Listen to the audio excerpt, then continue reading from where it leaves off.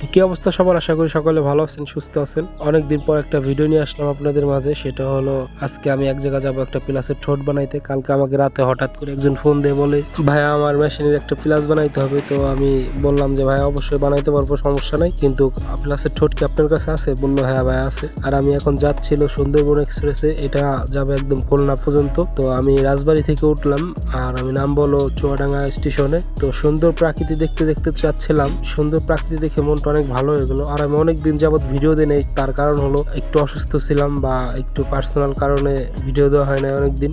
আপনারা আশা করি সকলে ভালো আছেন আর আমার ভিডিওটা অবশ্যই কন্টিনিউ করবেন। এই ভিডিওতে আমি দেখাবো যে কিভাবে প্লাসের ঠোঁট বানাই বা কিভাবে সেটিং করে প্লাসের ঠোঁটটা দেখানোর চেষ্টা করব। আমি এখন চলে আসলাম পুরাদা স্টেশনে।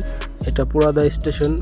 আমি এরপরে আলমডাঙ্গা তারপরে হলো চুয়াডাঙ্গা। তো আমি চুয়াডাঙ্গা স্টেশনে নামবো।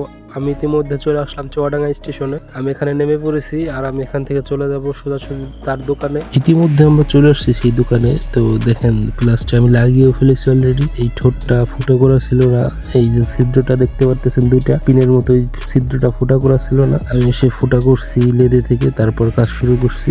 এখন ঘষা হচ্ছে গ্রাইন্ডিং মেশিনে।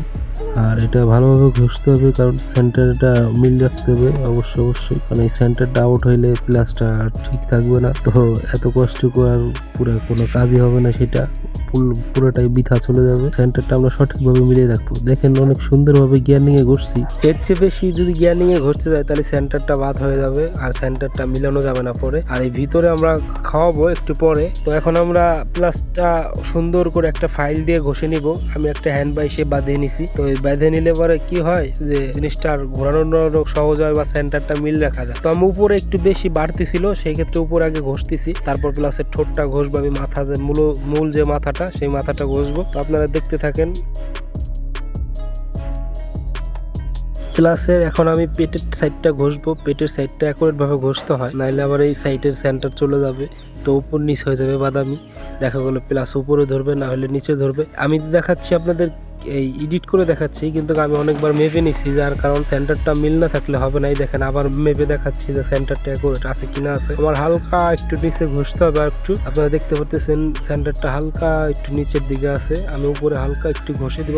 হ্যাঁ, এখন উপরে হালকা একটু ঘষলে হবে। তো ঘষে একেবারে আপনাদের দেখাচ্ছি। প্লাসের ঠোঁটটা ঘষা হয়ে গেছে। এখন আমি টেম্পার দিব। এর জন্য আপরে আগুন করে নিচ্ছি, কারণ এমনি ল্যাম্প দিয়ে পুরাইলে প্লাসটা হার্ড হয়ে যাবে। তো আমি আপরে এর জন্য পুরাবো। প্লাসের ঠোঁটটা খুব লাল করে পুরাইতে হবে, কারণ টেম্পার দিছি যেহেতু। কারণ আমি দেখছি অনেক সময় কামাররা এইভাবে টেম্পার দেয়, ওরা লবণ পানিতে দেয়, কিন্তু আমি লবণ পানিতে দেবো না। আমি দেবো পোড়া মোবাইল আছে দোকানে, সেই পোড়া মোবাইল দিয়ে, কারণ পোড়া মোবাইলের টেম্পারটা একটু ভালো হয়, অনেক দিন যায়। প্লাসের ঠোঁটগুলো আমরা সাধারণত পোড়া মোবাইল দিয়ে থাকি, তো এর জন্য আমরা পোড়া মোবাইল দিয়ে দিব।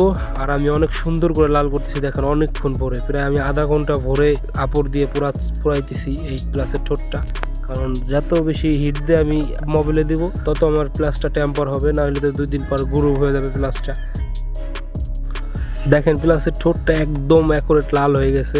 আর আমি হালকা করে দিব মাথাটা প্লাসের মোবাইলের ভিতরে, কারণ প্লাসের ঠোঁটটা একবারে দিলে পরে বেশি টেম্পার হয়ে যাবে। এর জন্য আমি মাথাটা অল্প করে দিব টেম্পার, কারণ মাথাটা আমার প্রয়োজন। গোড়াটা আমার টেম্পার না হলেও চলবে, কারণ গোড়ার কোনো কাজ নাই, আমার মাথাটাই প্রয়োজন। তো মাথাটা আমি আস্তে করে টেম্পার দিচ্ছি, যাতে টেম্পারটা ভালো হয়।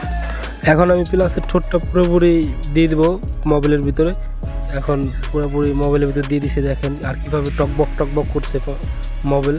তো প্লাসের টেম্পার দেওয়ার পর দেখেন এরকম দেখা যাচ্ছে যে কালো কিন্তু উপরে হালকা ময়লা জমে আছে। তো এই ময়লাটা আমাদের পরিষ্কার করে নিতে হবে। এই ময়লাটা না পরিষ্কার করলে অ্যাকুরেটভাবে ধরবে না প্লাস, তখন দেখা গেলো গ্রুপ হয়ে যাবে। ওই কালো যে ময়লাটা, ওই ময়লাটা গ্রুপ হয়ে যাবে। প্লাস তো গ্রুপ হবে না, ময়লাটা গ্রুপ হবে। দেখেন আমি প্লাসটা হালকা ঘষে বা পরিষ্কার করে লাগিয়ে নিচ্ছি মেশিনে। এখন প্লাসের ঠোঁটটা কত সুন্দর দেখা যাচ্ছে বা অনেক লম্বা দেখা যাচ্ছে, দেখেন। তো এইভাবে চাইলে আপনারা মেশিনের প্লাস চেঞ্জ করতে পারবেন নিজেরাই। আপনারা শুধু একটু চেষ্টা করতে হবে, তাছাড়া কিছুই না। প্লাসের ঠোঁটটা আহামরি কিছু না যে লাগাইতে পারবেন না কি না পারবেন, এরকম কিছুই না। আর এই ঠোঁটটা হলো পুরানো ঠোঁট, দেখেন কতটুকু হয়ে গেছে, একদম অল্পটুকু। আর এই তো ছোট ঠোঁটে কি কাজ করা যায়, সেই কাজটা তো আর অ্যাকুরেট হবে না, প্লাসে ডিস্টার্ব দিবে এই 2 দিন পর। তো ভালো লাগলে ভিডিওটা অবশ্যই লাইক করবেন, কমেন্ট করবেন, শেয়ার করবেন, আর জানাবেন কে কোথায় থেকে দেখছেন বা আমার কাজটা ভালোভাবে হলো বা অ্যাকুরেট হলো সেটাও জানাবেন। আশা করি সবাই ভালো থাকবেন।